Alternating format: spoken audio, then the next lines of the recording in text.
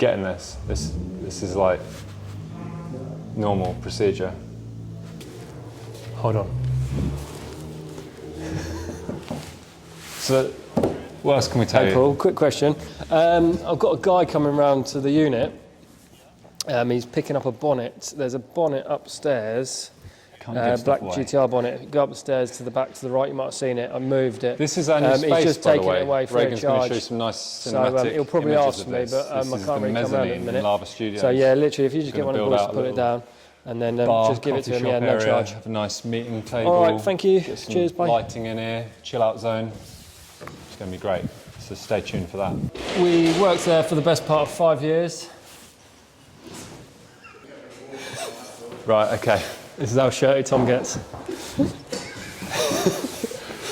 We've got a really noisy roller shutter door in this building. See you, Matt. See ya. Rolling? Let me turn the sound off because that's just gone off. Hang on. Another customer telling us we're really good, of course. Another 5-star review. Yeah. Hey guys, welcome back to the channel. Tom here, I'm with Chris, and today we're just going to explain the story of where we started and how we've reached this point. Where did we meet? Right, that was many years ago. I was actually thinking about this the other day, and it was, what, 20 years ago? Or Near enough. Near enough 20 years ago. I was actually working at a motorsport company where I was a mechanic technician working on Mitsubishi Evos. And you, I think, were still at college, weren't you? Yeah. Driving around in your 106 Rally. Yeah. Looking for a bit of work experience, maybe, was it? Yeah, begging for someone to take me on, yeah. Yeah, so yeah, you always were popping into the place of work where I was actually working at the time. So this would have been back in, what, 2003, was it? 2002? Yeah, thereabouts. Early 2004, I think. Worked at Silver Motorsport. From 2003 to 2006? End of 2007 it was. Was it end of 2007? That's right. We both decided we wanted to do our own things, move away from the business, didn't we? Yeah. Had different ideas. What did you go off to do? I went for a ski season, actually. Went for a ski season, and then I came back from my first ski season, I think. Oh no, first ski season, went back to Super Motorsport, did another ski season, then I ended up in America for the whole summer, working with you to begin with. Yep. With Tanner Faust, Andy Pinker on the Rockstar Energy Drink Rally team, and Travis Pastrana was there, and Ken Block was there, and like all these big names were doing Rally America in 2008, 2009. So we had a summer in America, it was amazing, like young guys out there, you know, seeing all the parts of America that you never knew existed on the road. Yep. I think you drove all through the night from LA to Michigan. That's right. In the winter. Yeah, that's crazy. Crazy. Yeah. Some really good experiences, that, wasn't it? It was, yeah. That was us when we basically, left our full-time job and started doing our own thing. So That's right. I set up doing Auto Talk. So I set up my business Auto Talk 2007 as a self-employed mechanic, essentially. And then that's, when Tom and I, we both sort of worked for independent rally teams, didn't we? Yeah. Had some private jobs on the go, car work, that sort of thing. And then as time went on, the business grew, got busier and busier, grew Auto Talk, and then you came back, didn't you? And then helped me out for quite a few years, a couple of years. Yeah, so Chris's business Auto Talk started in his dad's back garden in a shed that you actually built, didn't you? I did, yeah. I literally have one size of a one-car garage, really. The intention of that was to start in my van, be mobile, and then just have a base to go to if needed for like a year, but ended up staying there for 3 years, I think. And then before I really outgrew it, and then started renting a workshop. So yeah, that was a good start to the journey. Yeah, that was like one person working inside on the cars and then someone else outside, all on axle stands, wasn't it? It was, yeah. Like, hard work, jacking every car up. That was, and then moved to that first unit on the A41 near the Aitman. That's right, yeah. Which was like two lifts, wasn't it? 2 lifts, non-insulated building. We had some rough winters in there, didn't we? Yeah, it used to get so cold, the ceiling of the building froze up, and then when the sun finally came out, it defrosted, and it'd be almost like it was raining inside. It was that. Yeah, and the toilet was outside as well in a separate building, not insulated. It wasn't a great experience, but definitely, character building. Absolutely. Fast forward to the end of 2014, start of 2015, I realised the toll it took on your private, your personal life, not your private life, your personal life, and basically no time ever at home, never saw anyone from here while I was down in Devon or travelling or whatever. And I remember we were talking about the fact that the garage, you had a couple of techs. That's right. By Yeah. then, Yeah. and customers were offering you cars, weren't they, for sale or to sell on their behalf or whatever it was. And I had an E92 M3, and I said to you, "Can you sell it for me?" Because I basically don't use it. Yeah. And then we just started kind of rolling some ideas forward, and that's when I think you said to me, "Look, I've bought and sold a few cars. Yep. It's gone pretty well. Maybe we could make something Do of something this." together, yeah, make it an actual business, because there was always a market for it, and there was always the need for servicing the customers that were bringing the cars into us to sell on and source some cars. So that's where it started, really, wasn't it? It was a good little sideline, but then there was enough of it to make a proper go at it. And it's like a bit like everything, when you get busy, you want to do it properly, but you don't have enough time or enough staff or enough manpower. So yeah, that's when we decided to join forces. The garage had a couple of techs by then, and I was pretty much full-time in the office. So yeah, I was more office-based, management-based, and then we could concentrate on building that. Start of 2015, and we were doing a lot of Evos, weren't we? We were.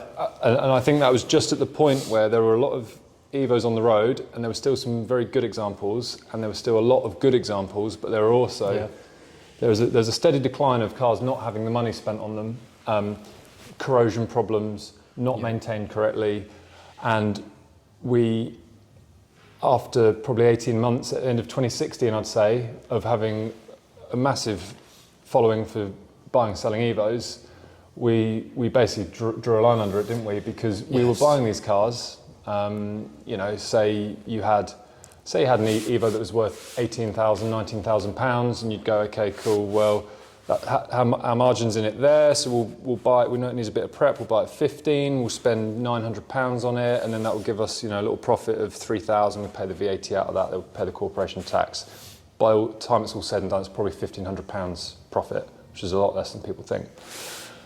But by the time we got it on the lift and got it up in the air, it would need this, that, something else, and we were essentially like restoring cars for nothing, weren't we? We were, by the end of it. I think half the problem was we obviously had our values and our levels of standard that we wanted to keep up, and we were almost fighting a losing battle, because we wanted these cars to be really top end, 100% correct, which, as you would when you're selling cars to the public, because you've got to warranty them and protect your brand and name. But we just couldn't maintain it, could we? Because one thing was getting them prepped to start with, but then we were also getting the phone calls 3 months, 6 months later when there was actually problems with them occurring.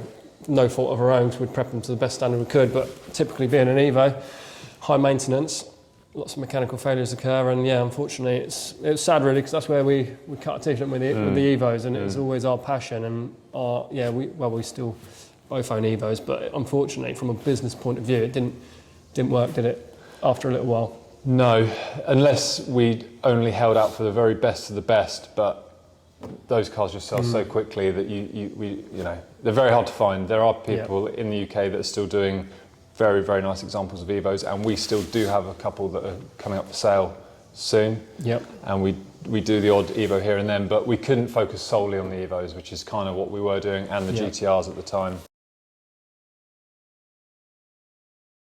So we looked for something to fill the void of the Evos that they left when we couldn't find as many, and the Mark III Focus RS became that car for us for a long time, didn't it? It did, yeah. That was a good little car for us, wasn't it? You ended up getting one, didn't you? To see what they're all about, to drive it as a daily. You owned it for quite some time. Yeah. Learnt the car, and then and that's how we like to do it, really. It's become the specialist in what we sell. So that was what we do normally, isn't it? You bought the car. Yeah, definitely. I loved that car. It was absolutely brilliant, and it was in many ways like an Evo, because it had a gear lever, it had 3 pedals, it was all-wheel drive.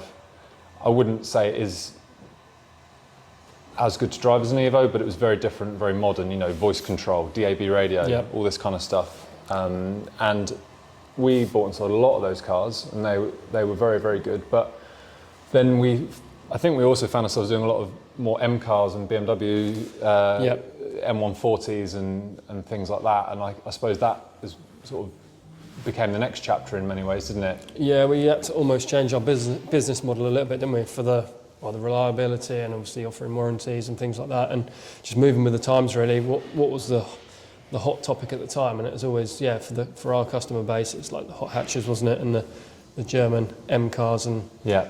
AMGs, that sort of thing. So Yeah. that's the sort of route it went down, wasn't it? A lot of dealers in our market are people that maybe worked for a main franchise and started on their own, or they worked for somebody else in a specialist dealer and went out on their own.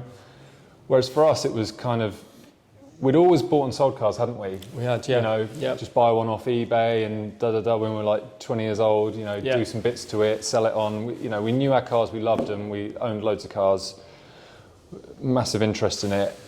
But it was kind of the demand from the garage customers, which was like the big catalyst for actually doing it, and me wanting a change in my life that meant that, you know, that's the direction we took. And having not been trained whatsoever in car sales, when we started, all we knew was the buying, the preparing, the selling. We didn't know about having an FCA license for finance. Neither of us had we hadn't financed cars at all, had we? Either of us. Always owned cars outright. So we were a little bit blind and naive in many ways, weren't we? Yeah, we were. It was a real education. It was, still yeah. is. Still is. Still learning, aren't we? It's like every customer's different and everyone's expectations are different. So everything, even from the prep of the car to, you know, how they finance it, it's you never get the same scenario ever again. No. Well, we had a good supply of cars, didn't we? Yes. In the early days. Yep. And then I would look on classifieds, on forums, go on the M3 Cutters, go on the Lance Register, go on the GTR forum, give someone a call, maybe work out a deal. Yep. But we were totally unaware that most places buy from the British car auctions, which is fed from We Buy Any Car and from, you know, trade disposal essentially, and fleet cars with low specification, that sort of stuff. Like, we were so naive to all of that, you know, the fact that we were purchasing everything privately, and we could, you know, trace the ownership journey of the car and the history and the care, and we could go and see it in person and, you know, appraise it, versus clicking buy it now on an auction screen from the car auctions. We didn't even know that was a thing, which again was another big lesson in many ways, wasn't it? Because absolutely. I think I think originally it sort of started with just, people we knew we were buying cars from, wasn't it really?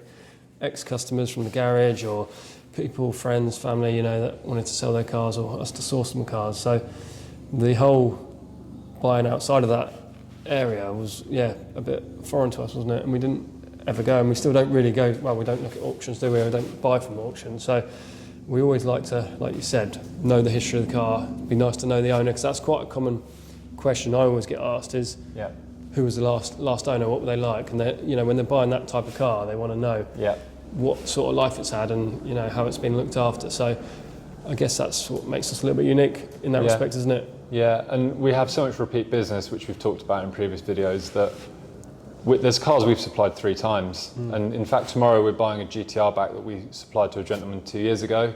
Yep.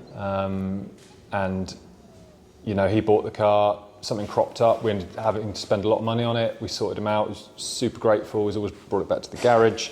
And now he's said, do you want to buy it back? And we've agreed a deal, which is great, because, you know, I've been trying to find him a replacement car, but it just goes to show that we almost don't have to look that hard for cars, do we? Because they keep coming to us, which is a really, really nice thing, and we're really grateful for that. Yeah, which is good, because then you don't. Well, we've learned this in, you know, the hard way sometimes, haven't we? Like when you don't have any stock and you're almost like desperate to fill those spaces, you end up going out to look for things, and sometimes you can buy the wrong things. But when it does come to us, it's a car we've known or looked after. It's normally the right car.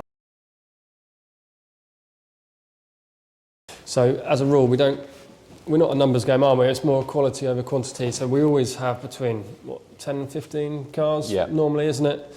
We went through a stage where we thought we'd try a bigger amount of cars, but we quite quickly found out that wasn't working, wasn't so profitable, consumed so much of our time with inquiries and, you know, quotes and, you know, looking into part exchanges. It just became unmanageable almost, didn't it? And we couldn't give that quality of service as well to each and every customer. So we soon we did that, I don't know, 6 months to a year maybe, that level of cars, and we soon found out it wasn't working, so we wound it back a little bit to where we were the previous year. And between 10 and 15 cars is normally a sweet spot for us. Yeah, that's right. I mean, you look at our stock profile, and we could probably have twice as many cars as we do have, albeit a little bit cheaper. But as Chris said, you end up being flooded with twice as many inquiries, or 3 times as many, perhaps, if the cars are a little bit cheaper. And we like to give the customer that, our time and go through everything and really make it a pleasurable experience, that when you're fighting off phone calls and emails constantly, we almost needed to hire someone, didn't we, to take care of that, and we want to provide the service ourselves. So it didn't really work for us. Yeah, we want to keep that personal approach, and essentially it's us two Yeah. running the business, answering the phones, doing the viewings. So yeah, we wanted to keep it to a level that's manageable. So moving forward, I think with the business, I mean, over the last 12 months, we have expanded somewhat in terms of, well, this unit here is new, isn't it? Within the last 15 months maybe, which is purely for a bit of storage, bit of car prep, which is a nice luxury to have, because before this unit we didn't have that. It was an outside yard, rented an office from Autotalk. So it's taken the years to build up the business to be able to be in a position where we can now rent a nice unit and have that inside space, which was, I guess, was the goal, from the get-go, wasn't it? So now we've got that. We've got another man helping us prep. We've got Matt on board, haven't we, on the team? So he's joined us. He does all the vehicle prep, helps us out with collections, deliveries, that sort of stuff. So, yeah, we're at a good level now. And then, moving forward into the future, I guess that's something we haven't really discussed. But, where do you want to go? What's your plans? Well, what can I say? I love Porsche cars. I love anything that basically grabs me and takes my fancy is essentially what we deal in. That's why we deal in the M cars, because we've always owned them. We love them.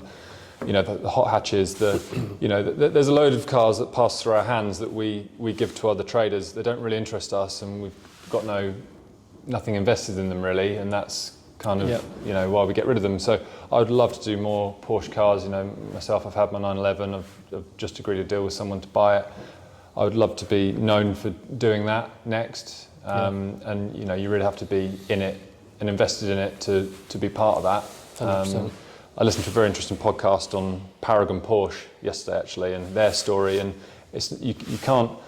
I don't think you can forcefully go, that's what I want to do. It's kind of what naturally develops, and that's what happened with the Evos and the Focus RSs and whatever. So, both us personally, our cars have changed over the years. You had the R8, I had the Porsche, whereas a few years ago, those sorts of cars would have, seemed quite, not out of reach, but, definitely up there. So it feels like the more people we meet in those communities that want to use us to sell their cars, I think that's something we're developing, but we're totally not losing sight of, the £25,000 bracket Hyundai i30 performance, that kind of thing. It's anything really, I think. Yeah, exactly. I think it's something that it's the way the business has always naturally grown, is the way, I guess, our interest in the cars as well, isn't it? It's like, true. You've got to be invested in it yourself, like you say, and you've got to be interested in those types of cars. So I think that is where we've gone, isn't it? You wanted a Focus RS to try, so we got into one of those, started selling them.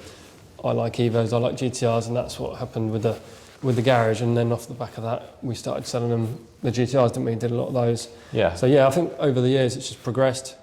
I guess the goal and the dream for most people is the supercar, isn't it? Like you say, the Porsches and maybe some exotic stuff, that would be nice. Yeah. But as we know, they're big chunks of money, and they're not always the easiest things to sell. No. A lot of the stuff actually we found with the Porsches, isn't it?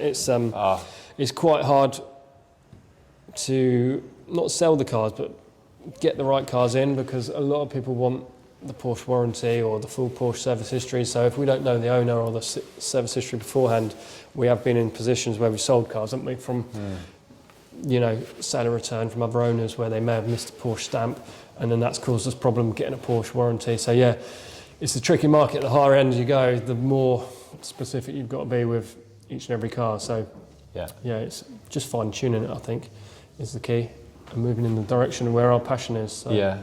I think probably the final thing I'll say about that is I'm probably the most focused about the type of customer I would like to serve, and that's really like the driving enthusiast. And when someone comes and buys, say, the the chap that came and agreed to buy my 911, we talked about trips to the Nürburgring and driving in the Black Forest in Germany and weekends, road trips. That's, you know, we've made so many friends through selling cars to them and buying cars from them, and the driving trips and driving groups. Like I used to organise a load of trips to Wales and the Nürburgring, and it just really opened the doors to a lot more people that, you know, we could help. And, you know, people are very grateful when we maybe sell their car for them and get them more money in their pocket than they would if they Partexed it somewhere else, or whether they just sold it outright or anything like that. So that's probably the biggest thing for me, is buying the cars that fit the type of customer I'd like to meet is probably my top thing. Over and above selling a,